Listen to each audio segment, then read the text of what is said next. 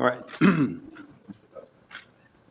I think the first thing is, why is there a statement? Because I thought about this, and I hate to walk out of here with things I wanted to say that, because of the questions,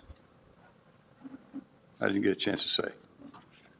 So I'm going to go through this, may add a piece or two here or there, and afterwards, whatever you want to ask.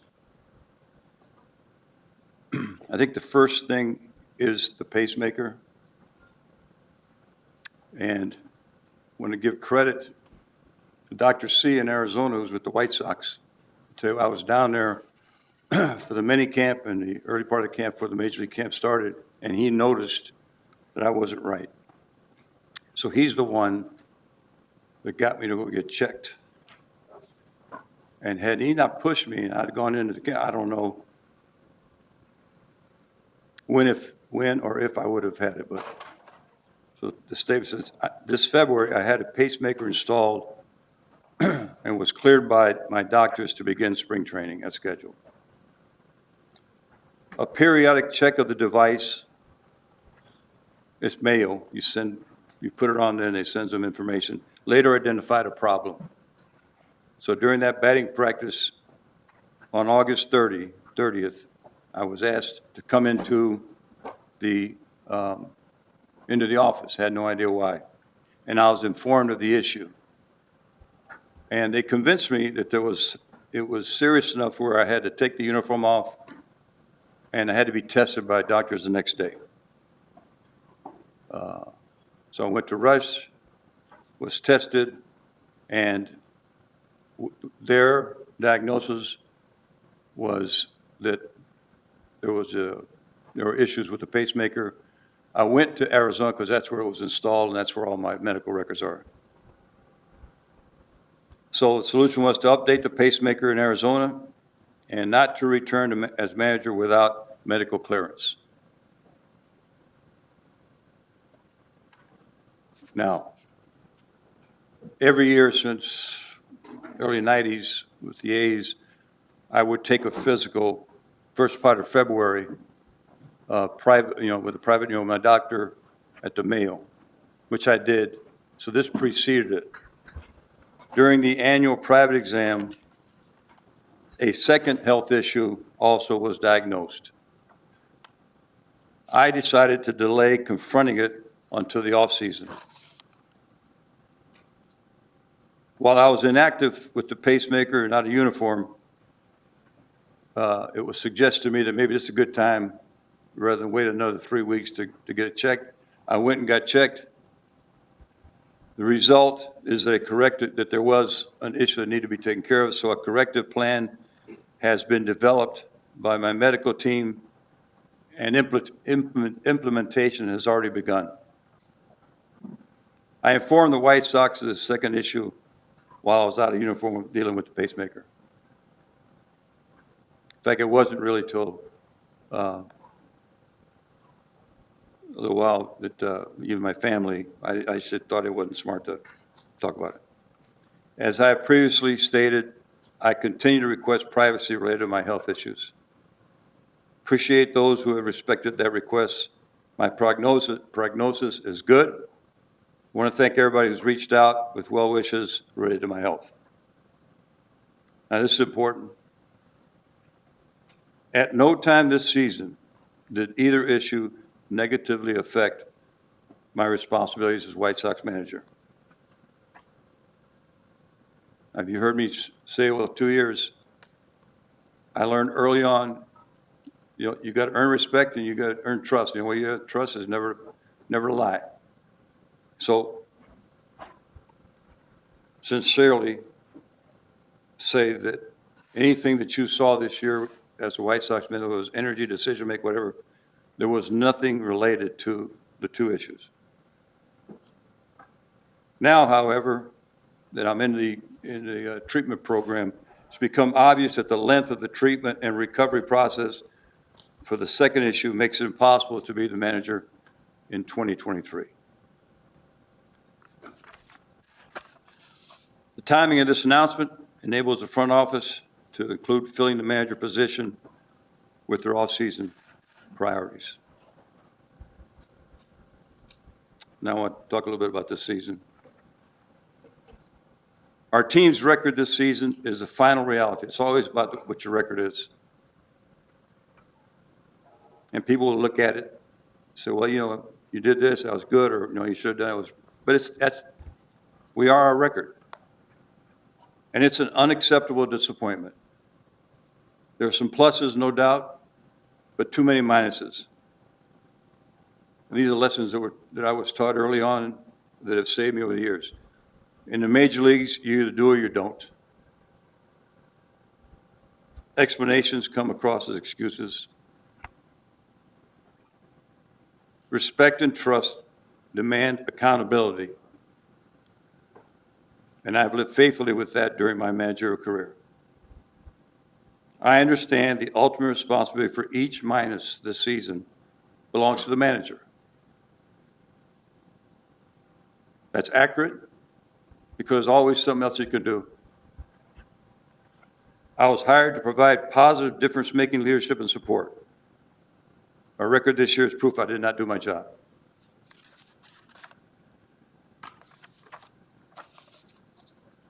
Now, I want to talk a little bit about, what's going forward. The 20 and 21 seasons were important positive steps for this organization, and then it would playoff baseball. We take pride in the 21 season because our team dealt with the pressure of being labeled the favorite and earned a division championship, and in fact posted winning records in each of the 6 months, season 6 months. Now, why did I mention that? I started to have had more time kind of chronicle how many times a team has looked good, and in fact, after you sign Liam and you trade for Lance, so what you got, young players a year older, that you become, in that division, the favorite. And in my opinion, you guys can check this, in my opinion, more times than not, that pressure is such a distraction that the team fails to survive it and prove that the experts were right. And we did. And I think that says a lot about what's in that clubhouse and what they can do when their minds are right and as they continue to improve learning how to play the game. Last year, they won the division with that pressure and those expectations. In 2022, we have some movement in the wrong direction. Whether you win or lose, but now especially, whether you actually win or lose, but we did it after we won last year, but especially if you lose. The key now is to figure out what is right versus what's wrong. I'm convinced this process will be productive in our organization. Players will be receptive. Future for this team remains very bright. Almost done. At no time have I been disappointed or upset with the White Sox fans, including those who at times chanted "Fire Tony." Never disappointed or upset. A little embarrassed. They come to games with passion for our team and a strong desire to win. Loud and excited when we win, rightly upset when we play poorly. I have an example here, and I'm going to add one more that we just talked about a little bit ago. A great example of this support came in Game 3 of last year's division series. No disrespect intended to any of my other teams and their fans. But that night, it was the most electric crowd I personally have ever experienced. Those are White Sox fans. What I would add, for those of you that remember 1983, the night we won the division with Harrell's sacrifice fly, it's not like it is now. Fans jumped the fences and ran on the field. So we had this amazing experience where we were all celebrating. Fans were all around us, congratulating, hugging. I mean, I'll never forget it. You can't do that anymore. So I think about the fans in '83 and 2021 game Game 3, and that's why I say I could never be disappointed or upset with our White Sox fans. Just have to understand, play as hard as you can, as good as you can. And here's the last part. Because of what I said, you take the good of 2021, mistakes of 2022, you analyze them, you figure out how to get better.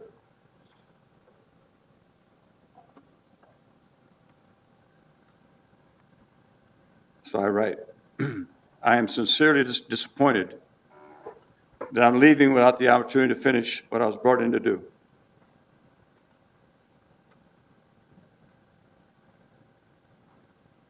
I was fortunate at the early White Sox, St. Louis and Oakland, it was a happy ending. I do not like this one, but the health is more important. But I will always appreciate the chance to come back home to the White Sox and leave the day with many more good memories than disappointments. That opportunity in 2021 is the latest example. I've said many times, no manager in the history of the game has ever had more good fortune than I have. That's it. Thanks. As Tony said, he will answer your questions. So to keep some organization, just raise your hand. We'll call on you and open it up for questions. Bruce? Tony, first of all, thanks for all your cooperation and help with me personally. I can't speak for anyone else. Happy trails to you. I wonder if there's an opportunity for you to stay in this organization. Have you talked with the front office about any capacity that you would stay in Chicago with the team?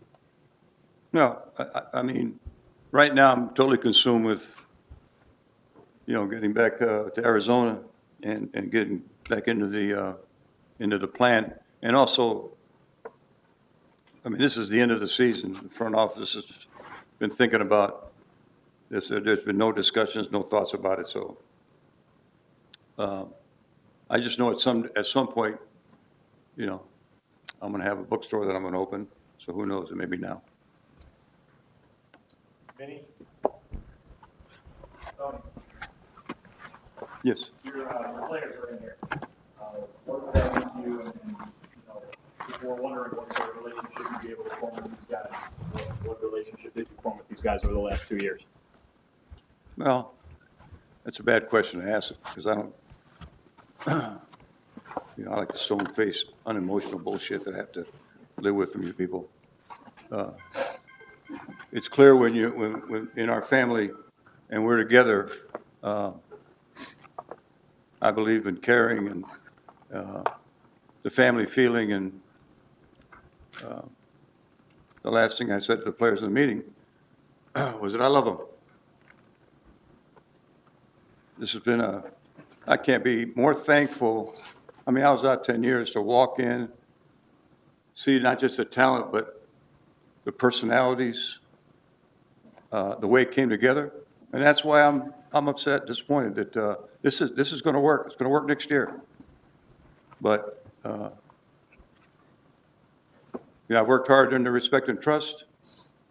But I'm also upset that I let them down this year.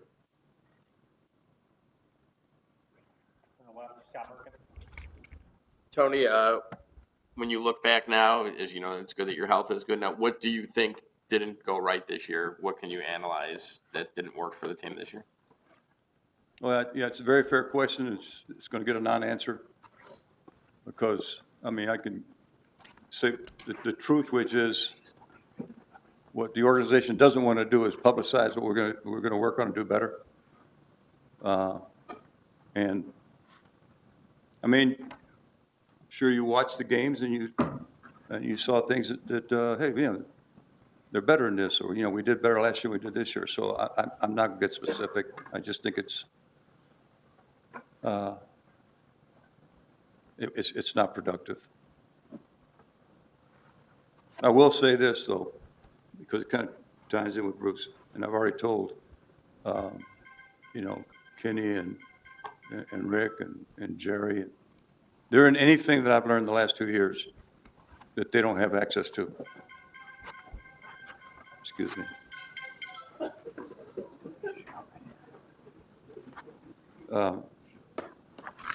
So everything that I've learned, and I've learned a lot because I've been around some great teachers, will be part of what they consider and how they go forward. It's up to them. In the middle, Cheryl. Hi, Tony. When you look at these last 2 seasons, how different was this managing as opposed to your other managerial jobs? So I heard some of that. Did you get How, that? how different was this experience these last 2 years as opposed to the experiences you had before as a manager? Yeah. Well, actually, it's, the difference is like with almost every manager in history, you get the job because the club is struggling. That was true in 79 and 96 and 86 with, the difference was I walked into a club that's ready to win, which is, really a break. I mean, everybody want to do that. And we won enough, to celebrate one time. So that was a difference. Everything else about it, building the team together and playing hard, playing the game right. It's, difference was here that this club was then and is now ready to win. Left, James. Do you have any feeling on what this team does need for leadership going forward, or do you plan on providing any input on, the next manager search? You talking about leadership of the manager position? Yeah. Yeah. Hey, I'm going to pull for the White Sox in every way possible. So whatever they want, the opinion they want to give, give on anything, I'll do it. The only thing I know, you got to know what you know, what you don't know. I don't know how to soften the stubbornness in Jose Abreu. So if they ask me, hey man, how can you make this guy go out there and rest once in a while? I don't know. I mean, we could have a lot of fun, Somebody says, I don't know how to dampen that burning light that Tim has and professors of it. I mean, I get something else. It's a really good group. And it's been a really hard year because it took me a while. I actually have an idea,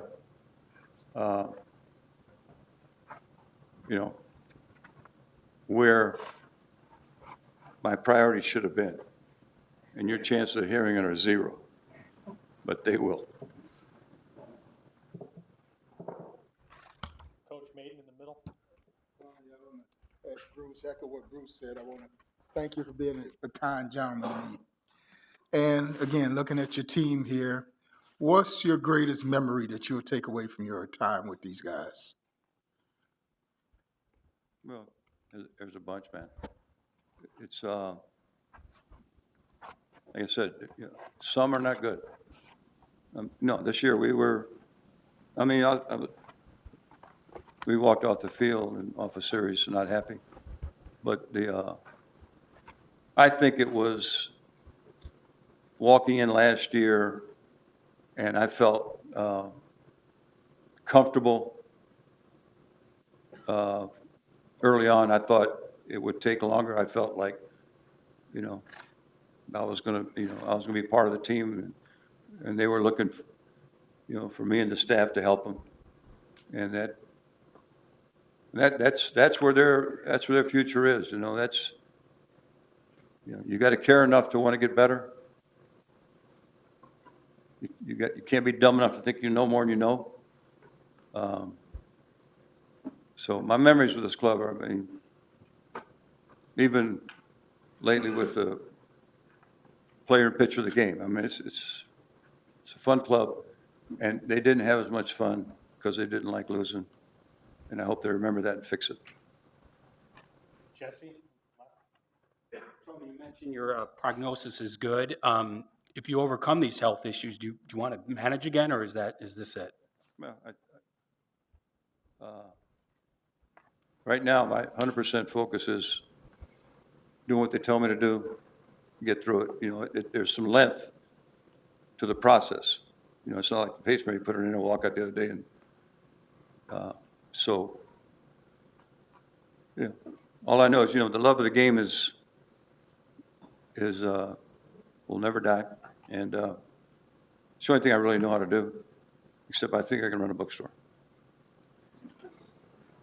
Tony, if there were no health issues and the standards that you keep for yourself, would you have, Say what now? said if there were no health issues, would you have come back after this season regardless, knowing you had a contract? That's a good question, only because, you know, I have a process. You know, I've talked about it, it's in a couple of the books that I've used every year. At the end of the season, I don't care what your contract is, you want to be sure that the people that make the decision still want you. And if they say they don't want you, then you walk away. You don't stay because they owe you money, you just say, I don't want the money. If they say they want you, then you got to go to the players. If the players don't want you, then, you know, then you're a fraud, you're a hypocrite if you stay around. Then the third one would be, hey, do you still want to manage? But there actually is a fourth one this year for the first time, and that is, which I've thought about. You know, there's enough negativity in my managing that I'm worried about being a distraction to the ball club and the organization. So actually, the fans could decide that as far as me personally. But it didn't, you know, I don't know the answer to that. I think some people think I did all right, some people didn't. But it's academic now because of the health, but I never had the fan as a fourth thing before. It was always just the three things. Tony, thank you for your time.